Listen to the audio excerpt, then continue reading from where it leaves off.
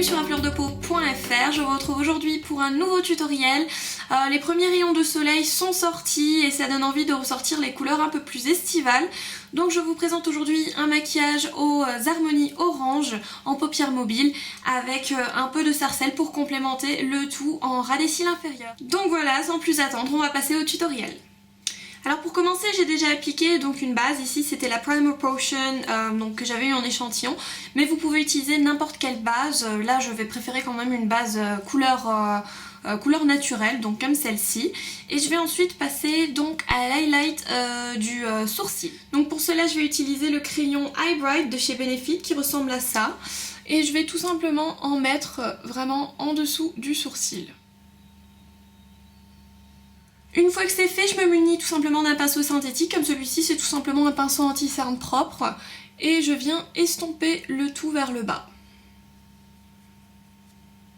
Donc ça va avoir l'effet tout simplement d'illuminer le dessous du sourcil et vraiment apporter beaucoup plus de lumière au regard. Ensuite je vais travailler mon creux, je vais faire ça avec un pinceau comme ceci, un pinceau estompeur, donc là c'est le 224 de chez MAC, et je vais utiliser le fard Cork qui est celui-ci, mais vous pouvez utiliser n'importe quel brin un peu à sous-ton chaud. Donc voilà, j'en prends un peu sur mon pinceau et je viens le placer vraiment en creux.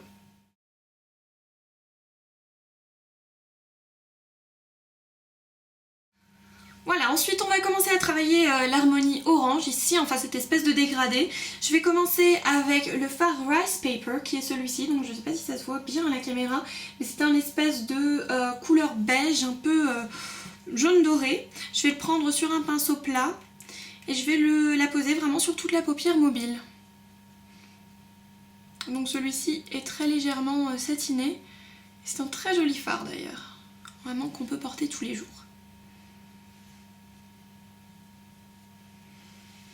Ensuite je vais passer à un autre pinceau, donc un peu moins large, et je vais passer à ce fard qui est le fard Samoa Silk, donc qui est une espèce d'orange crème, vraiment très clair.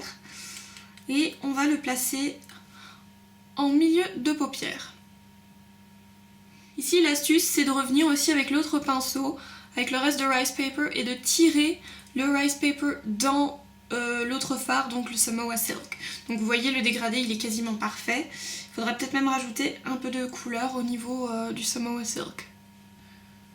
Ensuite on reste sur ce pinceau et on va prendre un autre fard. Ici c'est le fard Red Brick, voilà, qui est un fard pro, donc que vous pouvez acheter en boutique pro, pas besoin d'être professionnel, hein, donc le voici, mais vous pouvez utiliser n'importe quel orange mat, ça fera tout à fait l'affaire. Voilà, donc je le prends sur le même pinceau qu'avant, et je vais bien insister, le mettre dans le creux, enfin dans le troisième tiers de ma paupière, mais vraiment aussi insister pour qu'il reste dans le creux. Ensuite on va encore définir le creux, donc je vais faire ça avec le fard Handwritten qui est celui-ci, donc c'est un brin qui est un peu rouge foncé, enfin qui a un sous-ton rouge tout simplement. Je vais le prendre sur un pinceau précision, hop, et je vais commencer à travailler le creux. Et là la particularité c'est que je vais commencer à vraiment tracer comme une petite ligne ici, pour vraiment donner cette impression de V externe. Ce qui allongera l'œil et qui donnera donc ce regard un peu œil de chat. Je remonte également. Et je continue vraiment à former ce fameux V externe.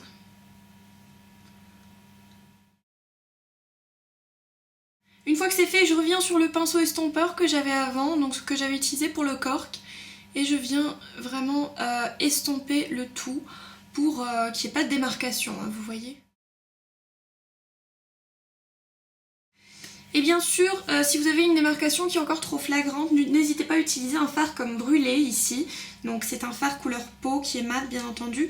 Pour repasser par-dessus, ça vous aidera à vraiment bien flouter les bords. C'est très important parce qu'on ne veut pas de démarcation trop visible.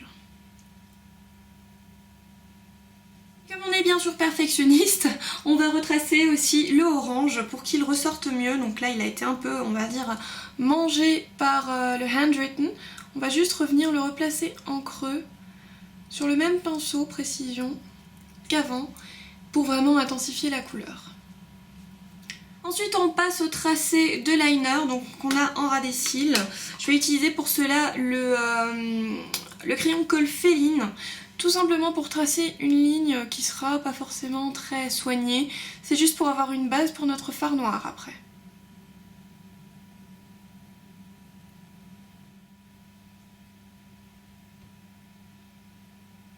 Et je prends ensuite donc un pinceau biseauté comme celui-ci, là c'est le 263 de chez MAC. Et je vais prendre un fard noir, donc là n'importe lequel, je vais prendre le Crave parce que je l'ai sous la main de la palette Urban Decay Basics.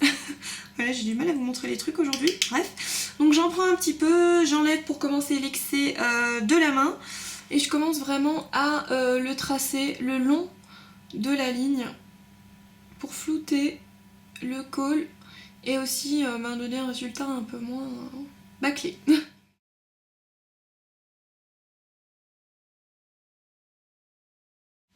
Je vais également tracer une toute petite virgule, là juste optiquement pour remonter l'œil tout simplement.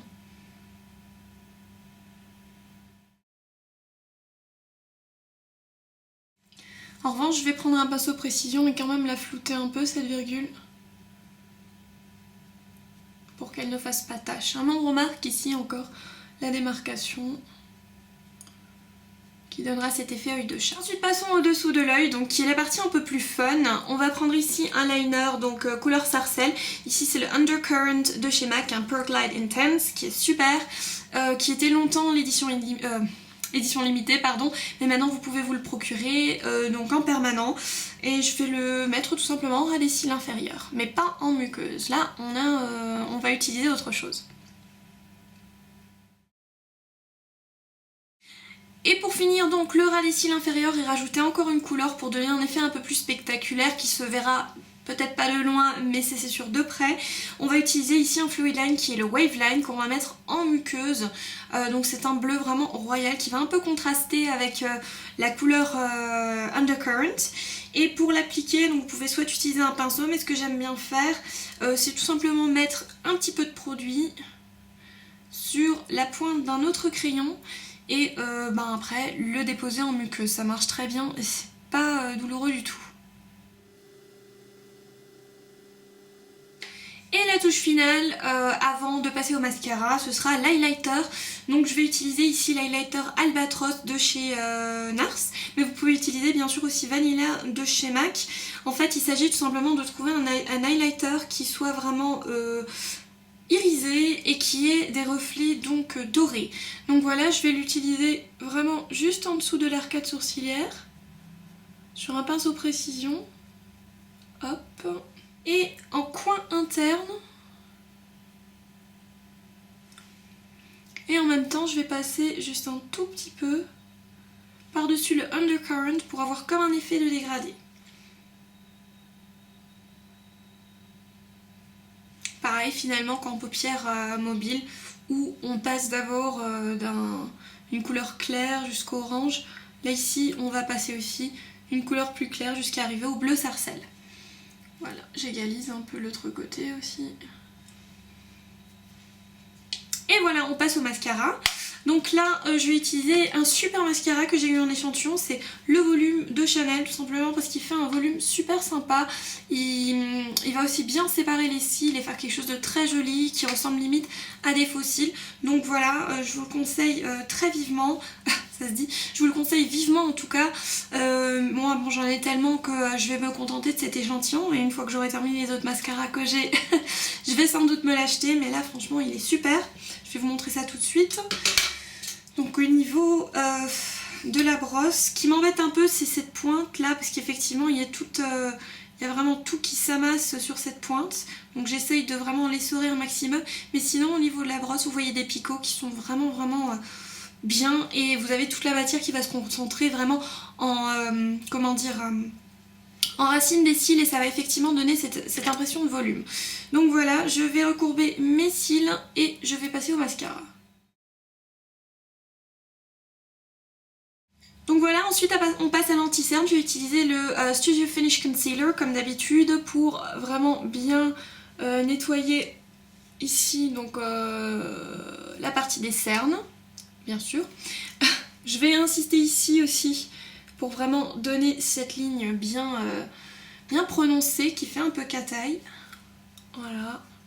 Je descends un peu pour illuminer par ici. Et on a terminé avec la partie des yeux. Je passe ensuite à la finition du teint, donc je vais utiliser comme d'habitude ici ma poudre désert de chez NARS qui commence déjà à montrer son fond de panne, ce qui est une super chose parce que j'ai encore jamais réussi à terminer une poudre compacte. Bon, en même temps ça veut dire que je l'aime bien celle-ci et qu'elle est vraiment pas mal du tout. Voilà, donc ça me servira surtout à matifier. Hop, mais là vraiment on a un teint qui est très plat, donc on va passer bien entendu au bronzer et je vais utiliser pour cela donc le bronze universel de chez Chanel. Alors le voici, donc c'est un énorme pot et c'est un bronzer qui est vraiment super, donc il vaut tout à fait son prix. Je vais l'utiliser avec un pinceau teint parfait, je pense que c'est ça son nom, de chez Shiseido. Voilà, donc celui-là il est biseauté et il va me permettre vraiment de prendre un maximum de matière parce qu'ici on est sur une texture crème, de l'appliquer correctement et après de la fondre avec le reste du teint. Donc c'est parti.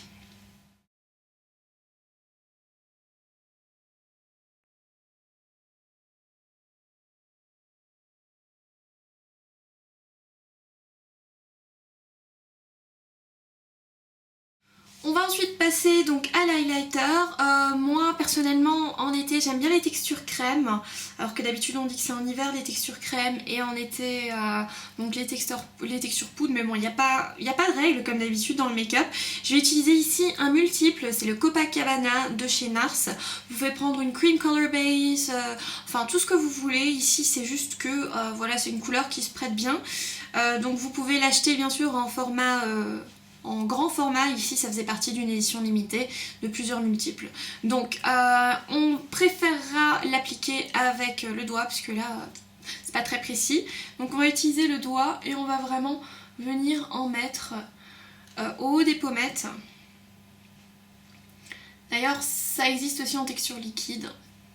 Donc voilà, si ça vous intéresse, mais moi la texture liquide je l'ai et c'est pas toujours évident à travailler. Donc là ça déposera seulement un voile satiné, vraiment très joli.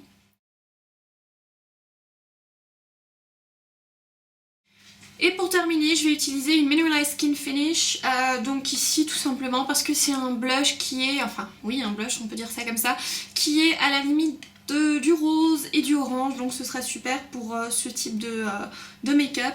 Donc je vais l'appliquer vraiment au niveau des pommettes et travailler le reste du produit vers le haut.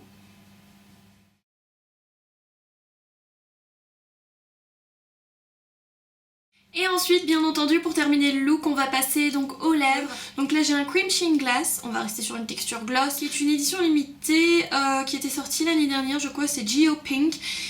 Mais bon après je pense qu'il y a pas mal de marques qui font ce genre de couleur, donc qui est vraiment entre le corail et l'orangé. Donc voilà, on va appliquer ça et on va voir le résultat dans quelques secondes.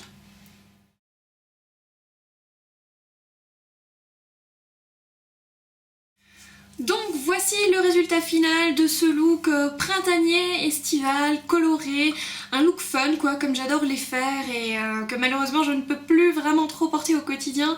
Bon, vie professionnelle oblige, mais vous savez comment c'est en tant que make-up addict. On fait ce qu'on peut le week-end, donc du coup le week-end ressemble à une voiture volée. Enfin bref, voilà donc le look final, j'espère qu'il vous plaît. En tout cas n'hésitez pas à me laisser des commentaires, des critiques, des suggestions, ce que vous voulez. Maintenant c'est vrai que j'ai été un peu absente sur YouTube ces derniers temps, aussi dû à ma vie professionnelle, mais bon je reste toujours active sur le blog et je lis vos messages aussi au quotidien et j'y réponds dès que je peux. Donc en tout cas n'hésitez pas, je suis toujours à votre disposition, peut-être un peu moins en vidéo, mais en tout cas sur le blog il n'y a absolument pas de souci.